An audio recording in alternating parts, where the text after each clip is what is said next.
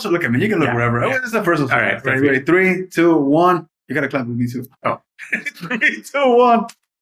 Saludos familia. Welcome to the Hello Brown and Hello Loud podcast. I am Señor Barragan and my homie Vince is here. Vince, do you want to introduce yourself? Yeah. I'm Vince Monroy.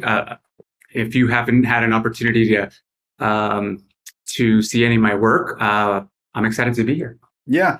Today is the first podcast. So we're sort of launching this thing, and Vince is my first guest because he also wants to be one of the co-hosts once we get this under more stability and we find out how it goes and all that stuff.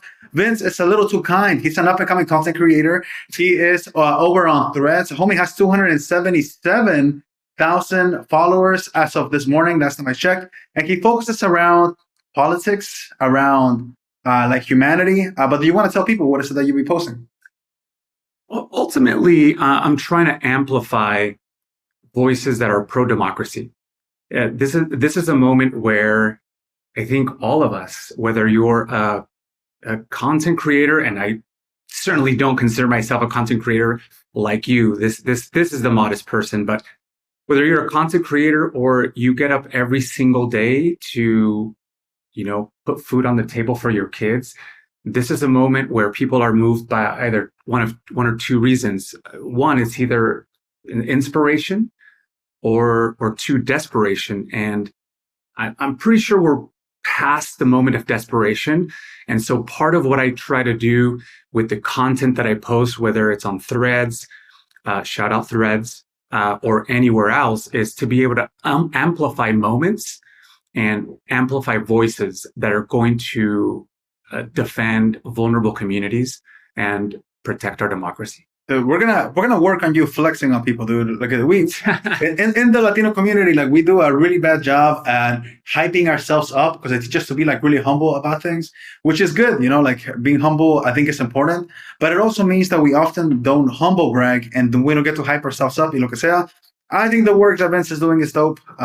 Thank you. And I think the work that you're doing outside of all of the social media stuff is also super dope. I think to really quickly introduce myself, I think if y'all are watching this, hopefully y'all know who I am. I am Señor Barragan. I go on social media as Señor Barragan. The name came actually from when I was a teacher and my students used to call me that. I was Mr. Barragan or Señor Barragan. I used to be a Spanish teacher. And my goal and my mission in life is the uplifting and liberation of all historically marginalized communities with a hyper focus on people labeled immigrants with indigenous ancestry to this continent. Dude, I had to memorize that. Dude, it took me a lot of times to memorize the whole thing. And I think I wanted to start by conversing about who we are and why are we here. There's hella podcasts out there, Vince. I don't know if you know this. There's hella podcasts out there. There is funny podcast. There is like podcast about scary shit. Did I say bad words? I forget if I'm saying bad words or not. There's podcast about politics.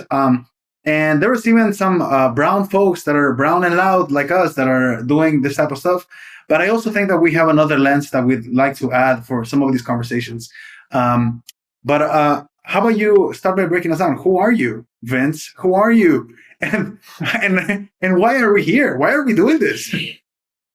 As I was mentioning a moment ago, people are mobilized by inspiration or desperation, and I finally reached a point where we can no longer just go about our days, without doing something about it. I think with the atrocities of the current administration, whether it's atrocities from ICE or how the tariffs are killing our economy, to all the civil rights threats that we are constantly going through, specifically with the Safe America Act, which I'm sure we'll talk about eventually.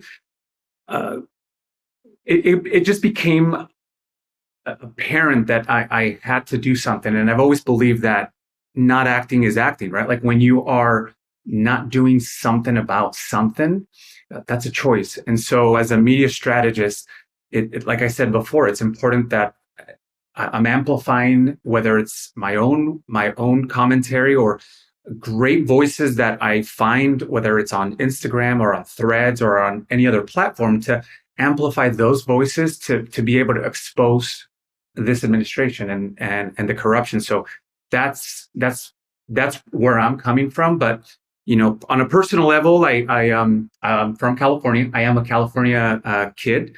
I was raised in Mexico City, so both my parents were born in Mexico City. Now I'm in California. Oh, so you're a Chilango, dude. I guess you could say that. Yeah. So now we're here, and now we're doing this, and I'm so excited to be your first. I wouldn't even consider myself a guest. I think I'm going to, hopefully complement the work that you do, and to speak to, having a humble brag. Like, this guy does not brag enough. If you haven't seen the work that he does, whether it's on TikTok or on Instagram or on pretty much every platform, it's amazing how quickly you are making an impact. So I'm happy I'm here. Yeah, thank you. And thank you for being here, dude. I appreciate it. Because I think starting any new project can be like a little bit scary. I've started so many different projects, from like a newsletter to being on Blue Sky to being on like Upscroll, TikTok, YouTube, lo que sea, just like so many different projects. And this is one that I swore I was never going to do. I was like, the podcasting space is like not for me. I want to do short form content, maybe long form content on YouTube. But one of the things that led me here is that I spend a lot of times on TikTok doing live streaming, just talking to random people. That's actually how I met Vince, by the way. I be live streaming, and I open up the space to talk to anybody that wants to come and have a conversation. A lot of times we get people that are MAGA Latinos that are coming to try and fight me, tell me they want to get me deported, lo que sea. And I learned that we are not having enough conversations. We're not having enough conversations. And because of the short form content, sometimes we are not able to get the full context about the things that are happening. And the more that I kept doing these live streams, now I've been doing it for like, I think 3 months, and having these conversations, I learned about the importance to be able to go in depth into something. In depth? Sorry, in depth? I mean, to be able to go in detail. ESL. To be able to go in detail into some of the different topics and be able to discuss them. I think that's part one. Part two is like, I'm a big fan of listening to random stuff when I'm driving. I'm like, somebody out there has to be a big fan of listening to random stuff. I'm sure they'll listen to something that will bring in the right energy, and it's around education or around trying to make a difference and whatnot. But that is the purpose of this, I am currently trying to take up space, right? Take up as much space as possible. And before, it used to be very much like, I want to be in my classroom, teach my classes, and that's it. Later, it's like, I want to become a principal. Like, I want to take up space like this. And the impact that I started having on social media made me feel like I could do something dope with it. So that's what led me to, like, now I'm meeting with some politicians. I'm like meeting with some people that are running for governor, like super weird. I met with a couple mayors, to try to share information. And I want to be able to have longer discussions. And I think some folks are going to be like, I don't know, I think some folks are going to be like, dude, I didn't know Senor Barragan was like that, because I think the content is so quick. You've seen him on the live streams, dude. I get like wild. like your ascension. And again, for those that haven't seen Senor Barragan's work, like the ascension, I think we connected on TikTok. Maybe it was a year ago, maybe, or less than that. I don't know. It just feels like a long time, maybe longer than it really is. But my point is that I certainly didn't know who you were. And then I stumbled upon you opening up a live. And what impressed me is that Senor Barragan was really intentional about having conversations with people he disagreed with. And it was done in such a professional way. And you would ask really, poignant questions from the other side. And so I just cannot say enough, especially because, and I'm saying this because you brought up the point, like, you have interviewed Senator Adam Schiff, you have interviewed Eric Swalwell, who is running for governor. I think you were part of a roundtable, if I'm not mistaken, correct me if I'm wrong, with Governor Newsom. And the list goes on. I know that there are other candidates. And so that's very, very impressive that, one of our own, like somebody, I know that you're a humble person. You consider yourself just a small town kid, to be able to get in front of these leaders and ask questions about, the Latino experience and what affects our community. So I wouldn't call myself a small town kid, but I kind of like that. But I'm from the Bay. Is the Bay a small town? I don't think so. Where are you? Well, what part of the Bay? I'm from Redwood City. I mean, is that?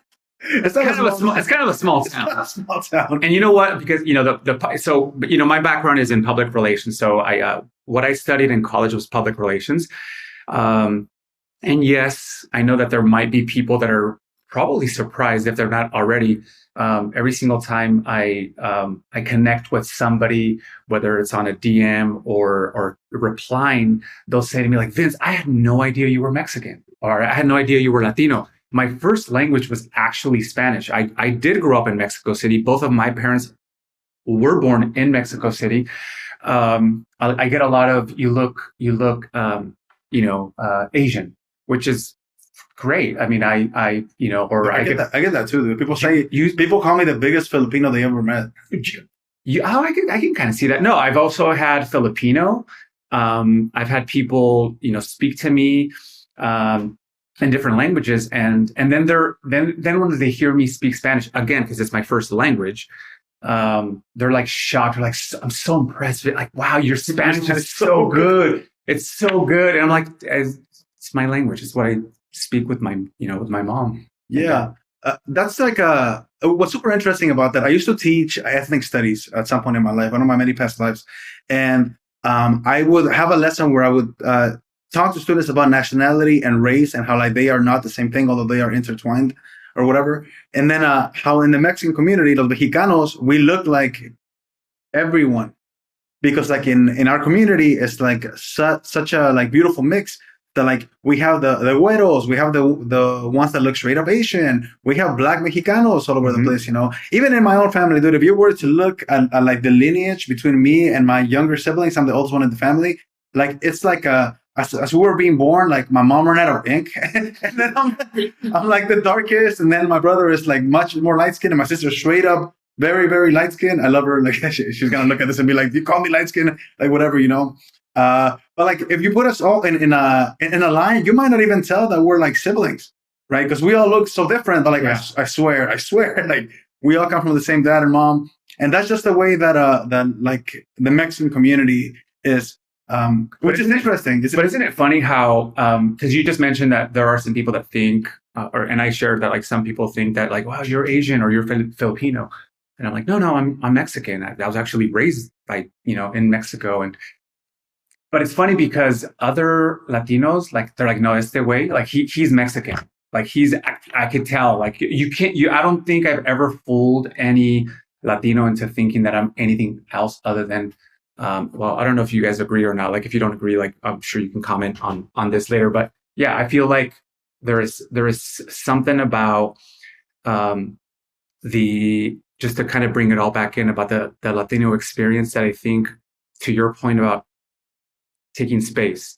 And this is like Senor Barragan was saying, this is the first of the series. And for me, I in my opinion, I was talking about it offline a moment ago, I personally want to talk about the Latino experience and how our communities either impact or are impacted by what is happening. But I also don't want us to limit us to just have discussions about because I think we're important enough and we're valuable enough as a community to have conversations outside of our community, because we are, what is it, like 43 million Latinos in, wait, no, I think we're 43 million Latinos in this country. If I'm wrong about that, we can correct it.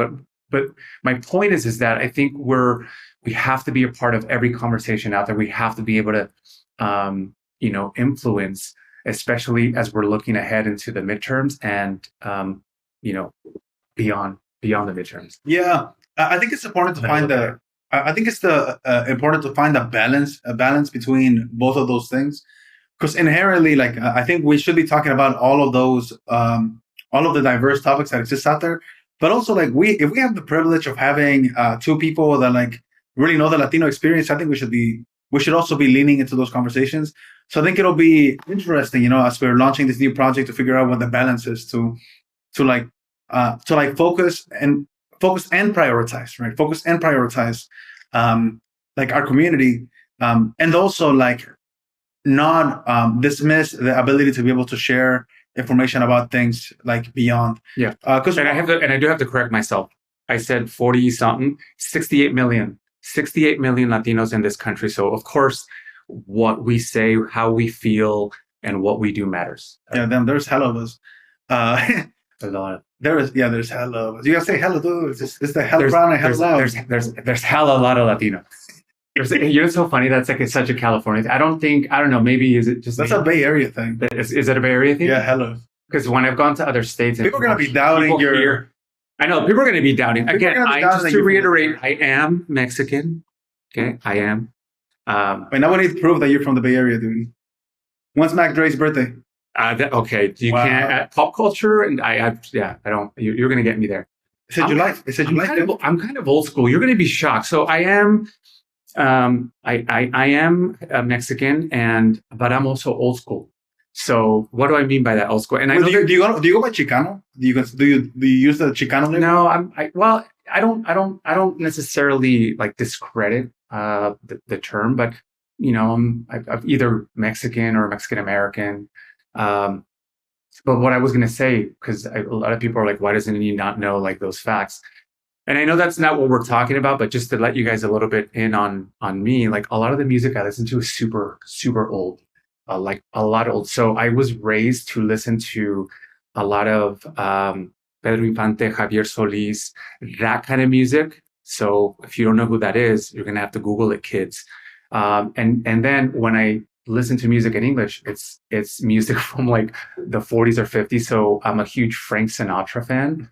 So I listen to a lot of standards. My point is, in telling you all that, is that... But he doesn't know when Mac Dre was born. Sadly, I'm not going to know facts that people should know in pop culture because I'm just old school like that. Yeah, what's interesting about that is that people like you could ask somebody what type of Mexican are you, right?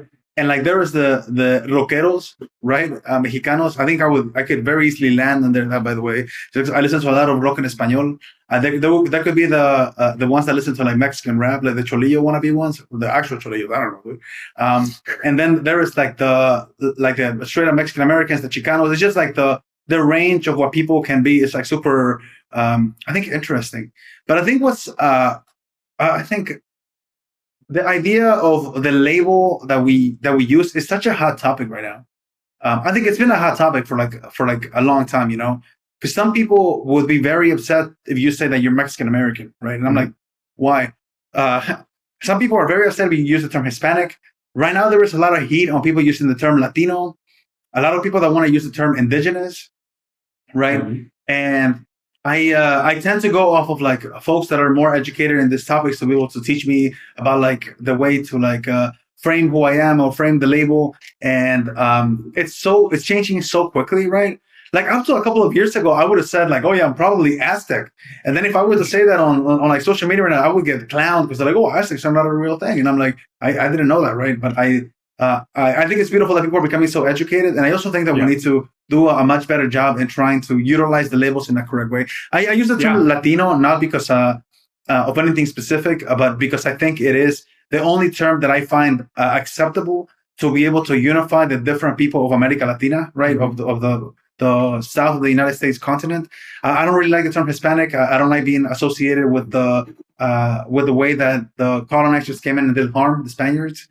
So I tend not to use Hispanic. I tend to lead with Latino, right? But there's a lot of folks that don't like that. But I was asking about Chicano because I think Chicano is another one that like there's a lot of folks that take the Chicano label and they're like, so Chicano, I am Chicano, and they don't even know where the word came from. They don't know what they stand for. Like today, I was dialoguing. I was fighting with this guy whose name was like Chicano Maga, and I'm like, bro, do you know what Chicano stands for? Do you know what the community was fighting for? Do you know like the roots of that? It's like Chicano and MAGA, they do not go hand in hand together, right? But I think it goes back to like the confusion, and which is like the next topic that I wanted to ask you about. It's like in this conversation, I think you and I are pretty like I would say progressive or like left or like left leaning. I actually don't know how left you are, dude. Are you a communist? No. Are you a democratic socialist? I consider myself a liberal. Liberal, yeah. But I mean, I think, do you consider yourself more liberal, or Are you gonna ask if I'm a communist? are you a communist? I don't think I can take the label. Although I do admire the folks that really fight for a communist America. That's just not who I am. I'm not that educated, at least in that topic in general. But I'm gonna have one of my homies on the podcast in a couple of weeks who straight up says that he is all for communism in the United States. But no, I think I'm trying to decipher that. I think I would lead with closer to socialists. I think something along those lines. I think just the idea of having humanity at the forefront is like really important. I don't think I consider myself a Democrat, right? But like the main thing why I don't take these labels is because, in case people didn't know, I'm undocumented and I can't vote, right? And even as I'm creating content and I'm interviewing governors and stuff like that, I've decided that for a while I am not going to quote unquote endorse anyone, right? I am not going to say I like this guy, everybody vote for this guy. I'll wait to do that once we are past the nomination stages. Yeah. Once we get to the last two folks that are running, right? I'll hold off onto that. I want people to be able to make their own decisions, and I think for now, I want to just share a lot of information with folks. Yeah, I'll share my perspectives too. I will say fuck that guy. That guy sucks.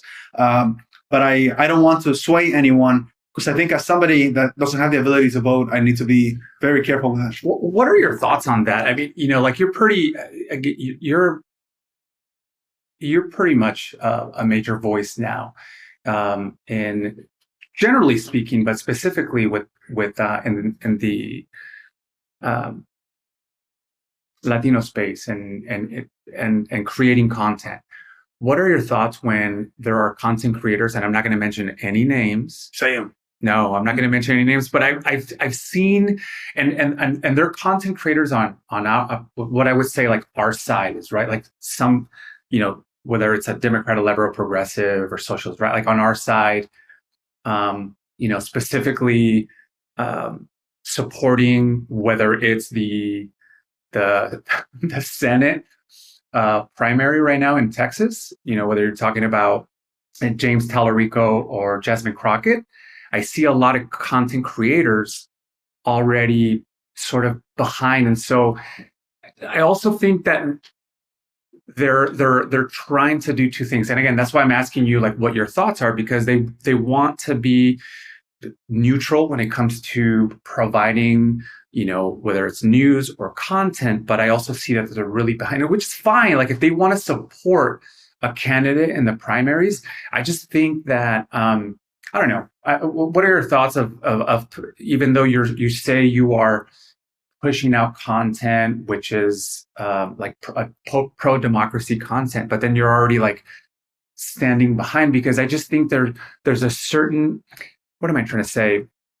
Do you lose any of the trust? Because if you're so hard on one candidate, and we could even look at 2028, I get the sense that there are some creators that push a lot of one candidate. Maybe I'm guilty of it myself. And so do you think that's they lose trust because they're so biased? Because they're so they're in support, but then all of a sudden, and some of them get a little, they start attacking other Democrats. And then all of a sudden, let's say, for example, with the Jasmine Crockett and James Tallarico, eventually there's going to be a winner. Those same content creators that supported the losing candidate, I'm sure are going to have to lick their wounds a little bit. So I just, and I'm not judging, I'm just kind of asking for your opinion. Yeah. Do you think that they should go all in on a candidate before that? Yeah. Or do you think that they should kind of stay neutral? I think it's fine. I think it's good actually for people to see somebody's bias and share that information, I think as long as the person is educated and they're being transparent about it, if somebody's getting paid to support a candidate and they're not saying that they're getting paid and they're making videos about it as if it's organic, then I think that could be problematic because it's swaying people under false pretenses. And so don't do that, right? But which is why I'm not going to mention any names. But sorry, go ahead. You can name it. But for me, it's I think my personal choice. If I could vote, right? If I could vote, I think I would have a very different take on this, right? Because I would feel like that like I want to tell people who I'm voting for, and therefore my bias is like direct, right? Like it's coming from it's you. coming from me, right? So there's some validity. Yeah, I get it. But because I can't vote and like trying to sway people to vote for someone, I don't know. It just something about it feels like a little bit off. So that's like a personal choice. I thought you were going to ask me about what I thought about content creators that are not being outspoken at all. It's a great question. Hey, what do you think of? No, what do you mean? Like as far as how they're not outspoken on what?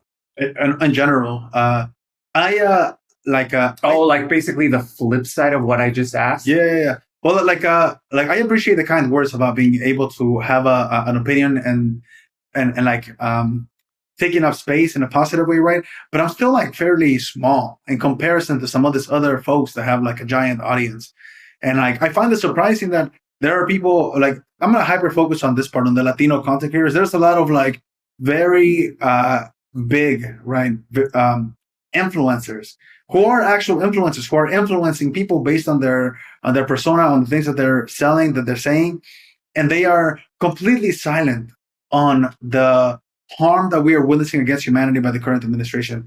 And at that point, this is like I have a very strong belief that if you are benefiting from our community, it is your responsibility to be outspoken in support of our community, and that goes towards any community. Oh, are you talking about non-political content creators? All of them across the board. For sure. No, hey, listen.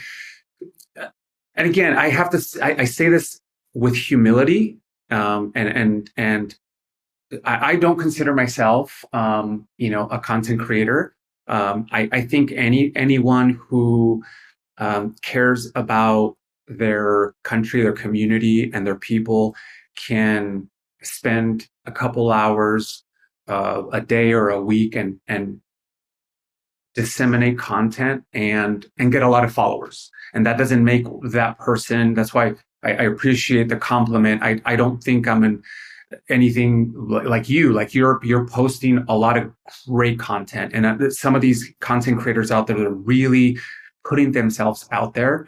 But there are some content creators who are still pushing, whether it's a brand or anything that they're selling, like shit's not happening like every single day. Mm-hmm. And that is a problem. And I don't know if you remember, I think it was when the Golden Globes happened. I think I posted, we've talked about this, where Mark Ruffalo was at the Golden Globes and he was in the red. I don't know if it was before or after the Golden Globes. And Mark Ruffalo was asked, it was something to the effect of like, hey, you're going to go in there and then you're going to meet other stars. And there's like about having a good night. Yeah. It's like cocktails there and, it's going to be fun, the conversations. And Mark Ruffalo was basically like, I can't pretend that like, nothing is going on. Like all of these atrocities are happening. And I'm paraphrasing, but the point is for me, I just think it's insane that there are, like you were saying, content creators making, let's just say, like they're making hundreds of thousands of dollars, millions of dollars, some of them,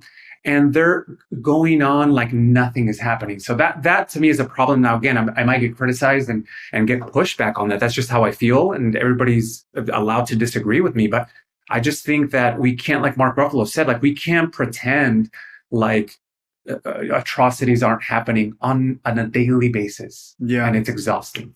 I think it makes me think about folks that say I'm not into politics, right? And I think that goes for content creators, right? Like influencers, like artists. I think anybody across the board, if you have like a voice, I think you should be outspoken. But a lot of folks say I'm not into politics. I'm not into politics, and I think a lot of people that voted for the current administration also said, I'm not into politics. I just like that guy, One point that gets brought up all the time is that Latinos voted for the current administration. I actually see a lot of folks saying, like, this is your fault. Like, your people voted for this. Like, my people, my people can't vote, son, but whatever. But why is it that you think that so many people, because it is a lot. Why is it that so many people from within our communities, whether it's mixed status families or it's like descendants of immigrants or lo que sea, why did they turn MAGA? Now, I want to make a super quick distinction. I didn't say turn Republican. I didn't say turn like red. I said turn MAGA because I do think that there's a difference between being MAGA and being Republican, that we often don't differentiate because they do get dwindled in general. But why is it that you think that so many people ended up swaying in that direction? Well, first, I think it's important to like break down how they voted this last time in the election, and how it breaks down based on gender, and then on age, and then based on ethnic background. Because when you are looking at the shorter answer, Barragan, is I wish I knew. I wish I knew why there are so many Latinos, and I have my feelings about it. It's just an opinion that I formulated. You might have a different opinion. I'd love to hear what you're going to say. But I think we have to break down, even by the folks who are here who are have Mexican background, for example. Those, for the most part, those voters were still very much voted Democrat. For Harris, yeah. Or voted for Kamala Harris. But then when you look at other U.S. citizens from other parts of Latin America, those folks... Call out the Cubans. Look at the camera. Just kidding. There are some, yeah. We love everybody. Yeah, our Cubans, our Cuban brothers and sisters, our brothers and sisters from Venezuela and other countries that normally in the past have voted for or voted Democrat, they didn't. And we need to break down and find out why. I have my opinions, and I'll allude to it. And then based on age group. So like, it's just important to at least, because I don't want, you know better than anybody, the Latinos are, it's not a monolith. Like there's so many languages, so many cultures, so we want to break that down first and foremost. And then one of my thoughts on it is that every generation starts to change a little bit. And I'm an older guy. I'm in my 40s already. You're in your 30s. And I could just say that, people in their 50s and 60s who had just come to this country are going to, or who came to this country when they were younger, and they were like, maybe they were, immigrants, and then they had children. Like, that experience is different than when you're a first generation Latino or a second generation. Different upbringings, yeah. Yeah, different upbringings, because here's the thing, like I was born in California, but both of my parents were born in Mexico. And I was raised in Mexico, and I grew up, and then eventually we came back. They just said to me, Vin, like, by the way, we're going to move to California. That's where you're from. Like, what? Like, I didn't. And so you had no idea. I remember, it's kind of a sidetrack, but I remember coming, or they eventually let me know, like, we're going to move to California, and you were born there. And I was just like, what?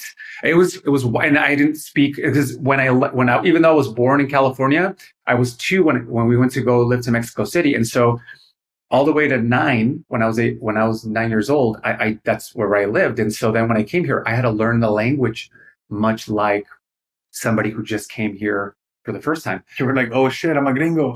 Yeah, and it was weird because, and anyway, but my point is that now you have younger people in their 20s who associate themselves with this country. Mm-hmm. And I'm not saying that just because you are a first or second generation, all of a sudden that means that you're more likely to vote. But if you look at age groups, the older Latinos still overwhelmingly voted more for Kamala Harris than the younger ones. Now, the question is, how do we get, and they are already back, right? Like the most recent polls over the last year, a lot of Latinos of all age groups are now finally finding out, like, oh shit, like what did we do? Not all of them. And so what are your thoughts? Because I know you have a different experience and you are a lot younger than I am. So what are you, 26? A lot younger. What are you, 24? I'm an old 33. But I talked to a lot of MAGA online, right? And again, MAGA and Republican I think it's different. Not very different. Actually, yeah, very different. But I think there was a subsection of like self-hate. A lot of people are going to hate me for saying this, right? But I think there is a subsection of self-hate within our communities.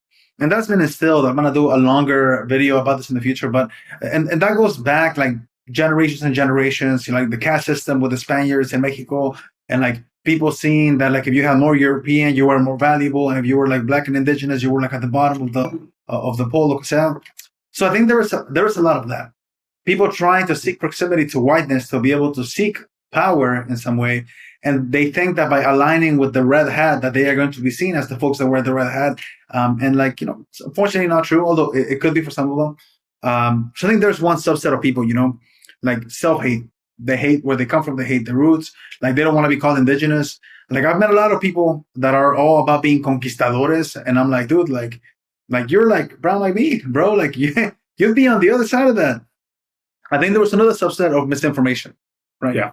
Of folks who believed the things that they were witnessing, and pobrecitos, they were watching Fox News and they just heard some stuff and they just followed through on it. And now they are witnessing like that it was all a lie, or they're still being lied to, even around the idea of like affordability being a hoax, or around like how big the immigration problem actually is or was, or like pointing the finger so much at the previous administrations about like immigration related things, or even the attacks on the Venezuelan community. Like the misinformation there, I feel like when you talk about the Venezuelan community and Cuba and other Latin American countries, I might get a little bit of hate for this because I don't necessarily blame all of that.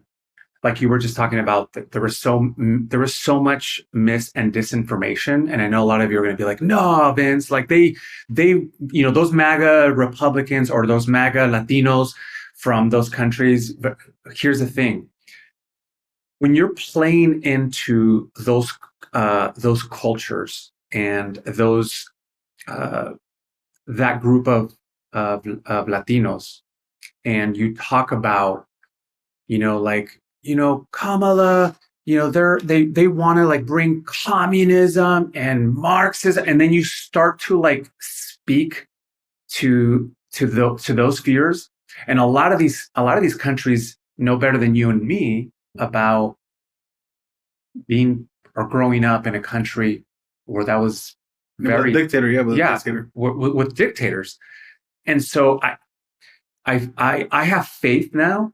And when we have to, because we have to have as big of a tent as possible, and that's why I think this space and what you're doing with this podcast is such a big deal, is because I'm a realist, and I understand that we're not going to capture and influence and hopefully educate every single, whether it's just generally speaking, a MAGA voter or a MAGA Latino or whatever we call them. But I do know that there are reasonable people that we can have conversations with, and we can hopefully convince that they're under this terrible, spell or cult, whatever you want to call it. And that's why I don't necessarily want to put a blanket statement, because I think there are some, like you, I know of a couple who there's nothing that I could tell that guy or them. Like there's nothing I can say. They're just gonna, and we can talk about it, because I know we're going to talk about about drawing the line. We'll talk about it later, but there's just some that you're just not going to like make a difference with. Mm-hmm. And so I think this is a space that we are hoping it's going to open at least the conversations. Sometimes it's going to get a little bit uncomfortable for people to hear. I'm sure somebody's going to hear something you say or already said, or that I've already said, that you're going to be like, that guy's crazy. But we need to have these conversations, and we can't always be in our silos. Or, Yeah. I think the last group of people that I've seen that voted MAGA that are Latino, and actually this is not just a Latino thing, it's actually for everyone, is folks that were so frustrated with the other side that they felt like they were voting for the lesser of two evils, right? There were people that were so frustrated with the Democratic Party, the things that they were witnessing, false promises, their quality of life not getting better. And so they said, voting for Trump is voting for the lesser of two evils. Or, I think a lot of folks on our side right now, they're talking about harm reduction as like the reason why they would vote for someone or support someone that they don't fully agree with. And I think a lot of Trump supporters, I shouldn't say a lot, I don't know the percentages, bro, but like I think many of them who voted for Trump also were thinking that they were choosing the path of harm reduction. And the priorities are like different than ours, right? Like I think like medical for everyone, I think is important for me. I think pathways for citizenship. I think education, like staying healthcare. Yeah, help, like all of those things that are like important to us. So I think their priorities were different. So harm reduction looked different for them. And I think, and I don't blame them. Like I don't blame them. Like I think it's not difficult to understand why people will be frustrated with the Democratic Party, including myself, right? And keep in mind that I can't vote, but I do pay taxes, and I think there were a lot of promises that were made that faltered, or there were a lot of things that like were said that people were counting on that didn't change, or people's quality of life just getting worse, So I want to chat about like I know that you're somebody that like supports the Democratic Party. I don't think you said you're a Democrat. You said you're a Democrat. I have voted Democrat. And yeah, of course. I said, are you a Democrat, dude? I said. Oh, I mean, yeah. I mean, I consider myself a Democrat. Dude, I hear how people treat like politics like Cholillos used to back in the day, dude. Like I'm in the blue team, I'm in the red team, and then they start hating on each other, dude. You're right. And I know that's not what your question was. Just you just said something and it brought it up. It's insane. It's so amazing how politics. I studied politics in school. Like that was my emphasis when I was in college, political science. So it's always been a passion of mine. But it's like all of the Gen Zers and all the younger people like live in a time where it is politics 24/7, even for kids. Like and maybe that's because of social media, and it's so hard to escape it, and it doesn't help when the person in the White House it literally every day does or says either the most dumb, stupid, corrupt, dangerous shit that you can imagine on a daily basis to the point where you can't even avoid it. But I'm old enough to remember that there were, and I don't want to get too sentimental over politics, but there was a time when you can actually disagree with somebody from the opposite party, from the other side of the aisle, and do so respectfully, even with real sensitive issues. And now I just feel like everybody's just, again, and maybe it's because of social media, everybody's in their corner, everybody's in their echo chambers and silos. And that is why now more than ever, the only way we are going to hopefully get out of this is two things. One, this space, creating these types of spaces. And two, being able to always side on the side of humanity. Because if you do that, I think you're going to, you're obviously keeping an open mind, like you always talk about. But yeah, I think, politics is, as we know it, is completely changed. But you were talking about. I was going to ask you if you, well, not if you, but like your thoughts on vote blue, no matter who. And if you are a vote blue, no matter who fella. It's a spectrum. I understand, but where do you land with it? This is going to be the clip. No, I think a lot of, depending on when this is going to be out, Barragan, there has been already a lot of content creators. We talked about it a little while ago that have already commented on this. And maybe it's surrounded around conversations. Although, one of the things that people are saying is like, wow, 2028, why are people talking about it? It's like so far down the line. Dude, we're in 2026. Like the midterms are, and I'm not saying that we should be starting or to start to talk about 2028. I think it is on the early side, but to say like what and have that reaction when the midterms are 9 months away, and in 9 months you can officially say that general election campaigns are going to be or have started. Some of them already have started. But the reason I say that is because there have been some podcasters out there, Hassan Piker was one of them. like Hassan Piker, that had commented, and he was giving his opinion on Gavin Newsom, and I think he was also, and I forget the other commentators, other influencers who were making commentary on his overall thought that we really shouldn't get to the point where we're always in the vote blue no matter who. And in that case, I do agree with that. But let me explain why, because I think some people who know the content that I produce or disseminate are going to be like, wait, what? Whether you're talking about 2028 with the candidates or the potential candidates, or even with Jasmine Crockett and James Tallarico, is I think ultimately we have to listen to some of these Democrats or liberals or progressives, somebody that's on the left, that feel like this. Clearly they feel like this, I'm not going to vote blue no matter who, because they feel like they don't have maybe they lost the ability to maybe they feel like their vote doesn't matter, or they feel like they don't have, a home within the party. And so I think it's important to really listen and dig deep.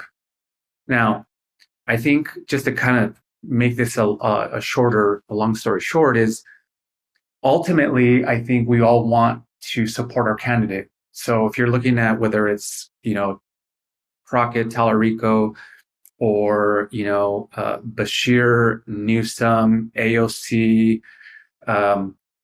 whoever is going to be, Shapiro, whoever, I think ultimately this party has to support and make the best case. I think it's appropriate to say, this is my candidate. This is why I'm voting or I'm supporting this candidate for the nomination. And then at the end, once you've done everything possible to get your candidate the nomination, I think it's also appropriate to get behind the nominee. Does that make sense? Yeah. So I know that it's going to I know that in a way still sounds like, well, Vince, that kind of sounds like vote blue no matter who. But I think it's how we get there. I just think that we can't discredit this notion or attack or criticize some people from the Democratic Party, some of the people, some of the more liberal or leftist, whether you're just a citizen or a content creator or a politician or a public servant, because they feel how they feel for a reason. They feel like their voice hasn't, or their values haven't necessarily been heard. And so that's why, that's kind of like I know I said a long story short, and I kind of explained it, but I just wanted to make sure that I articulated that we have to, I do believe that eventually, after you make your case and you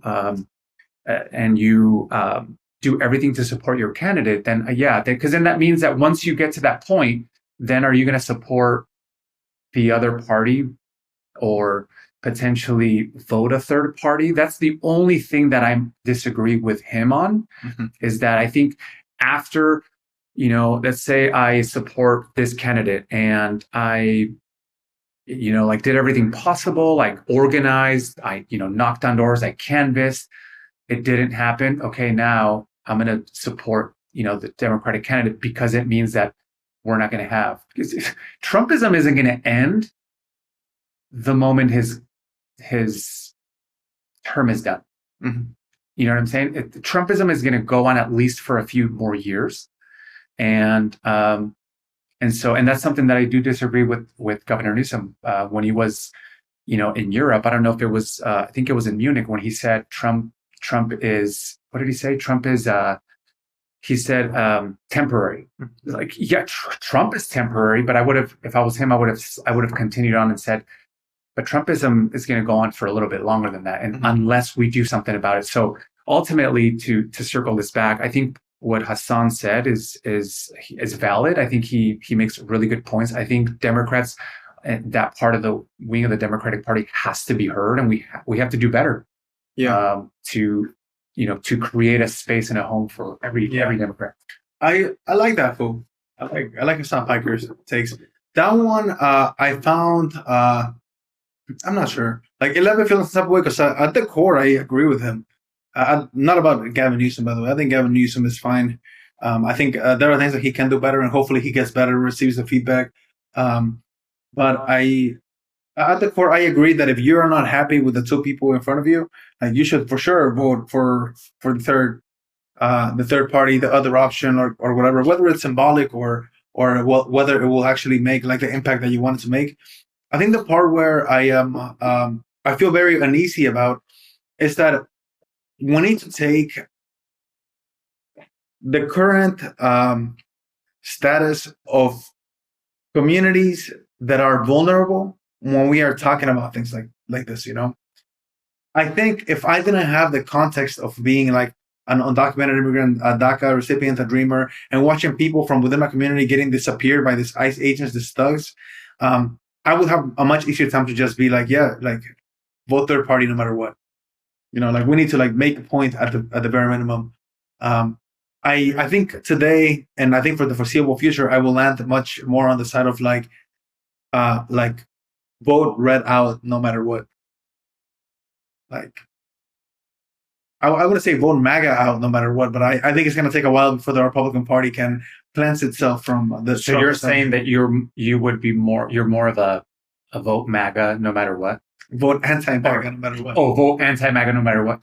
Well, that's kind of like a form of, like an indirect way. I think that's like the same as like saying vote blue no matter who, right? Because and here's the thing. I just want to like clarify, because I'm not going to fault anybody. Like I although I might disagree with eventual, with saying like if it's a certain candidate. And I only bring up Gavin Newsom because Hassan Piker brought up Gavin Newsom, but it could be anybody else. It could be anybody that you just don't support. I think there are some there's like a predisposition in how I noticed that it was worded in that conversation from Hassan. And so, and it's because we are we're 2 years away or whatever it is, 2.5 or 2, is that when you have like a predisposition on a candidate, you are likely to feel that if it's him, I'm gonna vote for a third party. First and foremost, he has a right to do that, and I'm not gonna that's his own right to feel that way. I just want to make sure that folks like himself, whether you're a creator or anybody else, that you have a space to be able to like voice that frustration. Does that make sense? Like we need to have that conversation, and that's why. Now, that doesn't necessarily mean that I'm going to vote that way.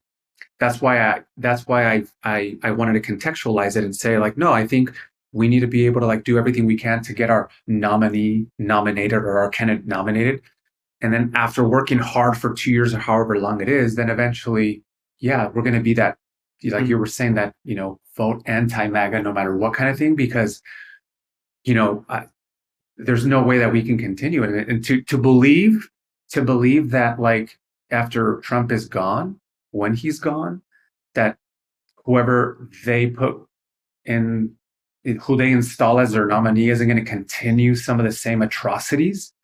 That's bonkers. It's insane to think that that's not going to happen. Yeah. And so that is why I think you can, and I don't want people to say like, well, Vince, you're both sides, you're saying like, yeah, you understand where, guys like Hassan are coming from, but then you're also saying, no, what I'm saying is that I think we need to create a space for people to like, vent their frustrations about, our values not being heard. But then ultimately we do have to like make sure that the other party doesn't remain in power. Yeah. I think this is like I've been thinking a lot about this because I've been meeting with folks that are a third party. Like I don't know if you saw, but I met with Ramsey Robinson. I've been talking to Butch Ware about meeting up with him in the future to be able to create content and be able to interview him as well. And I think people really like what those folks stand for, right? And I think that in order for the vote blue no matter who thing to continue, we need the folks that are blue to start meeting people in the middle. Yes. And or meet them where they are. Where they are or in the middle. I just don't think they will concede to so many of the things in general. Are you talking about the people or the candidates? Sorry. The candidates meeting the people. The candidates that are the blue. Yeah, no, that's something that I wholeheartedly listen.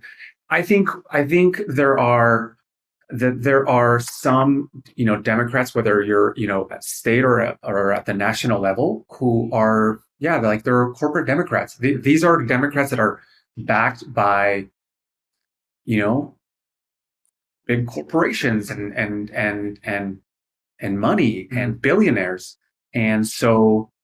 What I don't want, and again, whether you're talking about 2028 or the midterms, these Democrats that are taking in a lot of money, or corporate Democrats, is that they have to like go out of their way to really like meet people, at least to listen and to understand where those people like Hassan or everyone or anybody else that is thinking, I don't recognize the Democratic Party anymore. Mm-hmm. The Democratic Party is no longer serving my values.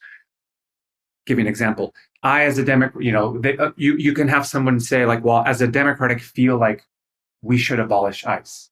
And or I'm the kind of Democrat, I'm the kind of Democrat that we should abolish ICE, that we should have in California, for those that are in California, we should have a tax on billionaires. We should have continued, like Medi-Cal, for whatever it is that is on your agenda. There has to be a space that is created of all of these corporate Democrats. And I know I'm probably not using the right term, but just, talking about like the kind of Democrats who are pretty much the ones that you think like, okay, there's typical moderate corporate Democrat.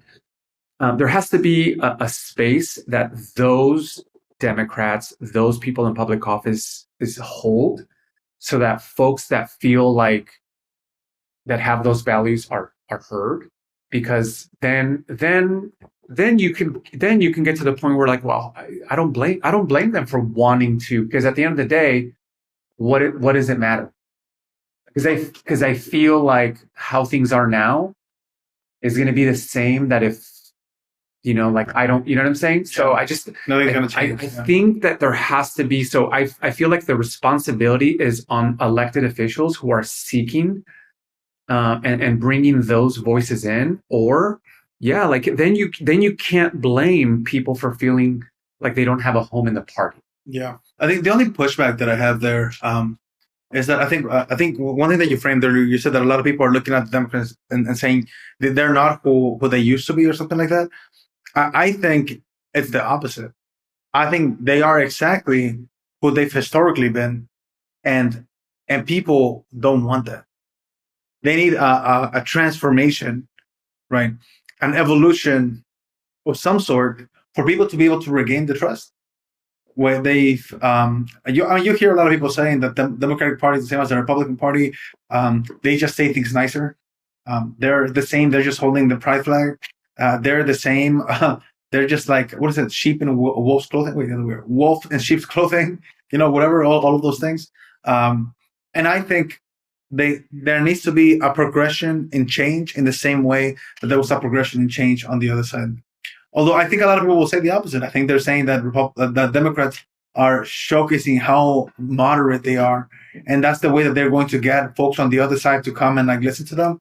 But I do think that the social stances that help somebody like the mayor of New York get elected are the same things that are important to every single like United Station American and their needs, especially for poor Americans that need more support than what they're receiving right now. So I think that's like the only pushback. Everything else you said, I think I agree with. It's just like I think a lot of folks pushing back on something I said. That's what I do. But I do think there needs to be like an evolution, and I think that's why folks like Ramsey or like Butch are so important, right? Because if the attention that they're getting, they're showcasing the blueprint for like what people want, right? Yeah, they're saying the things that like are important to the regular person. That's why people are so swayed when they listen to them speak. Of course, they don't have the backing of like the bigger institutions, and they don't like have the money, and it's the name recognition too. And the name recognition, all of that stuff. But I think that's like the missing piece in order to really sell us on the vote blue. No matter who sell us, not sell the people. I can't even vote. I'm gonna keep repeating that in general. But the phenomena that you're talking about isn't something that is unique to this time.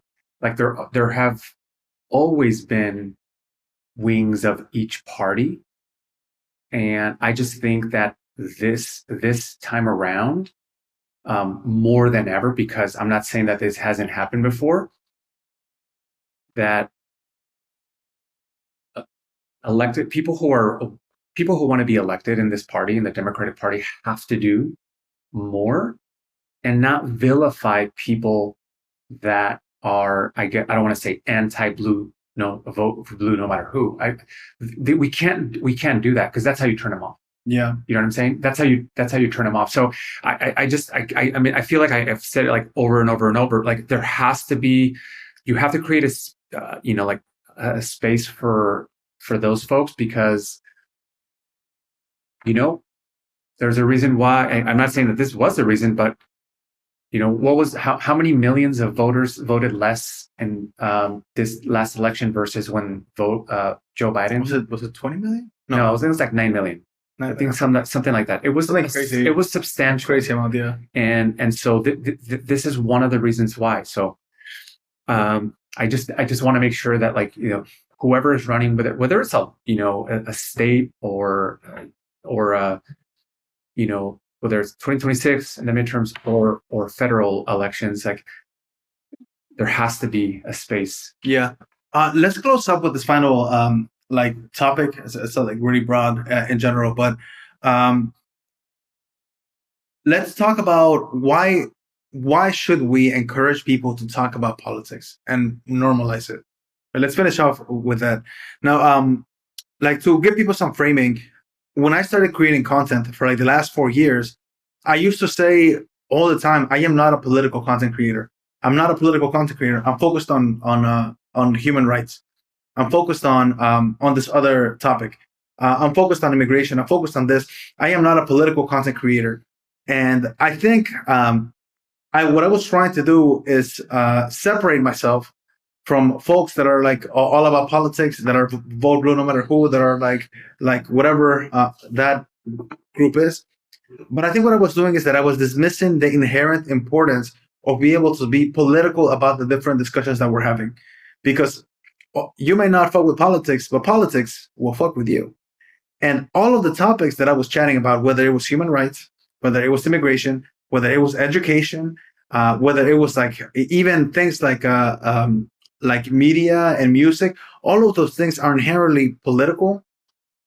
And I was doing a huge disservice by not calling it out directly. I still don't call myself a political content creator, by the way. I just say it's kind of weird, but I am. I mean, yeah, I think so. I think at least you are a content creator that, centers around politics. That's for sure. Yeah. So it's been a big shift, but as a call to action, right? why do you think it's important that we have this conversations about politics, right? Why is it important that sure, that you listen to spaces like this one, that you keep up to date with things that are happening in the political space, but also that you bring those conversations over to your homies, to your families, to whatever. Why is it important that we don't shy away because of, I don't know, people have a lot of reasons why they shy away from these important conversations. Well, I mean, I could tell you why, and I guess if we can end in the same way that we started. I think we have witnessed, and I mean, really since he came down the escalator, but more so in his second term, what happens when there are no guardrails, and you see whether it's the atrocities happening in Minnesota where ICE is literally killing people on the streets, and what is happening across the country, how the tariffs are really killing the economy for everyone who this country needs to serve. When you see that he is threatening one of our most basic rights, which is to vote, under the guise of the Save America Act, when he is breaking down and literally doing everything possible to break down our institutions and ignoring laws with regard to the e-files or the Epstein files. I guess we could say it on a podcast, right? Mm-hmm. So all of these things, this is why we have to do it. Because and ultimately, obviously the big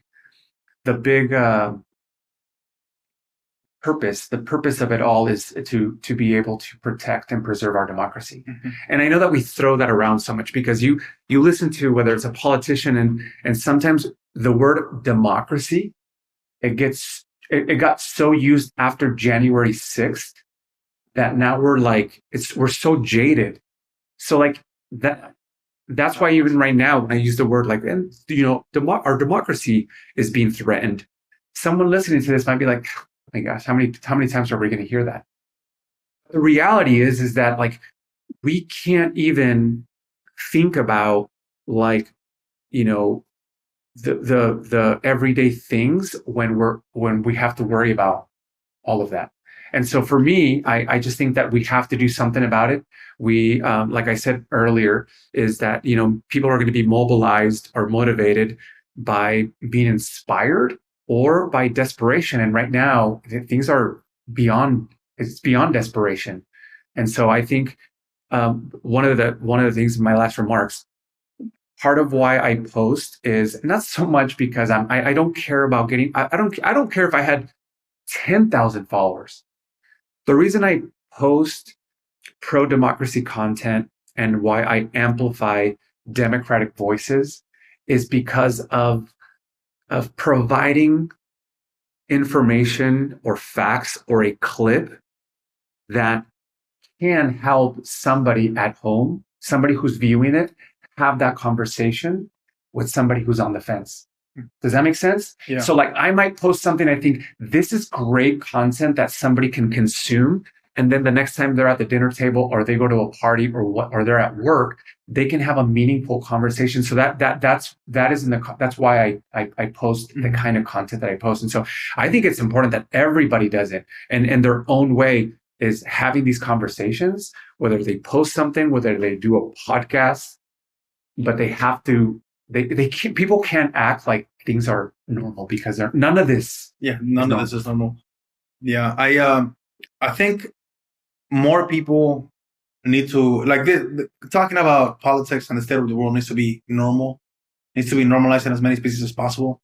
I don't know if you had any friends, personal friends or family members that ended up voting red. But I think the lack of conversations, of normalizing, of challenging each other's ideas, is what led to a lot of folks thinking that they were doing the right thing, that they were actually voting for the lesser of two evils, that were actually like doing harm reduction with their choices. And I think if more of those conversations where you challenge somebody's perspective or challenge them to be able to explain why it is that they think it's the right choice, I think it could lead to folks potentially changing their mind. Not all of them. Some folks are like too far gone, and it's like they are voting red no matter who. They are voting MAGA no matter who. They will salivate over the idea of Trump, like one day shaking their hand, all of that stuff, and those are not the folks we're talking about. But there was a lot of other folks that it was misinformation, it was frustration with the Democratic Party, and they just needed to be heard and be able to push in the right direction with the right information to be able to make the right choices. Like there are still people to this day that say things like, "Would things have been better off if we would have had a Democratic president today?" And I'm like, "Well, yes, mamada." Like, like what do you mean? Like what do you mean? Would it be better? And I know we're pretty much almost done, but there's no way that with a President Kamala Harris that we would be here. There's just no way. You don't think she would have put some tariffs on a? Yeah, exactly.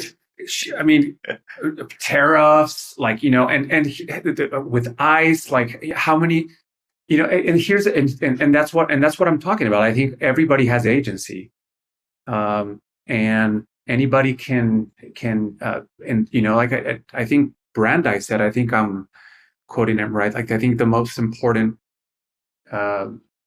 office is the office of citizen. I'm paraphrasing. Hopefully I got that right. But what it is like anybody has agency, whether you're like a teacher or in when you're a business person or you work in the private sector, whatever you do, like everyone has agency. And so, and that's why these conversations, we need to have them. Yeah. Closing comments, Vince. Look at the camera, shout yourself out, whatever you would like. Closing, you know what, you go first. Or you want me to go? You want me to go first? Well, I just wanted to. I can go first if you want. No, that's okay. If you got to think about it. No, I don't really have to think about it. I just wanted to say, thank you. So, as I said earlier, and again, I think he's a modest guy. If you haven't already caught him, I feel like I'm going to use my last comments to give you really like a lot of credit, because you could have chosen anybody, and I'm not saying that I'm going to be here every single week, but hopefully we could do this, and then when we bring on other guests. I know you're planning to bring some people on that are running for elected offices. I think that's important because I think that like Senor Barragan represents the Latino experience, in my opinion. And that's the best compliment I can give you, is that you represent what it means to be a Latino in this state. Because in the state of California, there are millions of immigrants, and this state, and I know this is California gets vilified a lot, but I think California is the fourth largest economy in the union, not despite immigrants, but because of immigrants and the work that we do and the impact that we make. And so I wanted to, if anybody is watching this, and whether I'm on or not, understand that with Senor Barragan, you're going to get that Latino experience and that point of view to bring you the voices that are going to shape the narrative, and to bring voices that need to be heard so that we can make meaningful change. So I just wanted to say thank you for having me. Come on and chat with you for a few minutes or an hour. I think it was an hour. I think it was more than an hour. Yeah. Yeah, we can yap. Familia, I think for me, like the closing comments that I have for you all is, I'm planning on doing a regular cadence for these. I'm planning to do at least once a week, and I'm trying to bring diverse guests, and hopefully Vince is a co-host whenever he can make it. But if y'all have any ideas of folks that should be coming into the space and talking about being hello brown and hello loud, they don't need to be brown people, by the way. They could be anyone. I'm the brown and loud person that's here. I was going to say. I'm brown and loud for all of us. But again, I think a lot of the topics that we'll be talking about is around the idea of like educating and sharing information and giving people vocabulary that they don't have. My goal with my content that I create is to give people the words to be able to explain, fight back, share information or whatever it is. If you ever see any of the content that I make, if I can make positive commentary and positive, just in the sense of like making a change in a direction, then I'm not doing that video. And that is part of the reason why I wanted to create long form content and why this podcast got started.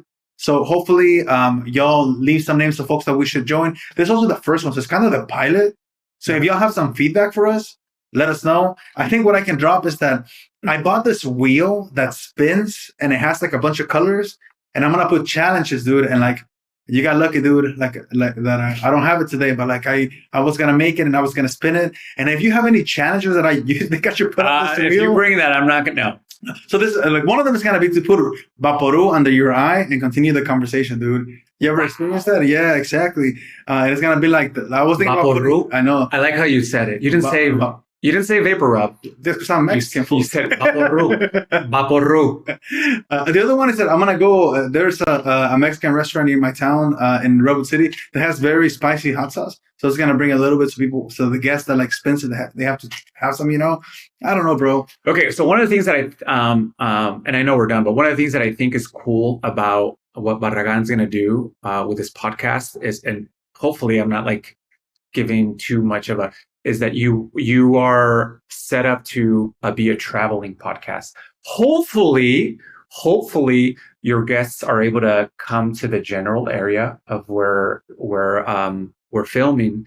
But like, you're not going to have a podcast if it's somebody that you need to travel to. So that's going to be something that's really cool. And I think it's unique that you will take all of your gear, and we have a huge team. We have like no, I'm just kidding. It's literally just me. It's just this guy. I was just gonna say, the guys in the back, thank you guys so much for all your work behind the scenes. It's really just, but your setup is crazy. Like, you guys don't see this, but like Barragan's got like 3 different cameras, and there's like one right there, one right. I mean, there's so much going on. And when I walk down, I'm like, holy cow! Like, you're not messing around. So I'm excited, and I'm looking forward to the next one. Yeah, when I commit, I commit. Anyways, Amelia, I appreciate y'all very much. Feel free to leave us a comment. Let us know about anything that we talked about, whether it was anything I said, he said, or anything that we might have missed. And of course, I would really appreciate feedback of things that y'all think we can do better. But I'll see you all. I'm going to do another one in a couple of days, actually, or next week. And then I'll keep you all in the loop. Adios. Good job, guys. Nice. My nose got itchy like midway, and I was like, oh, I don't even know.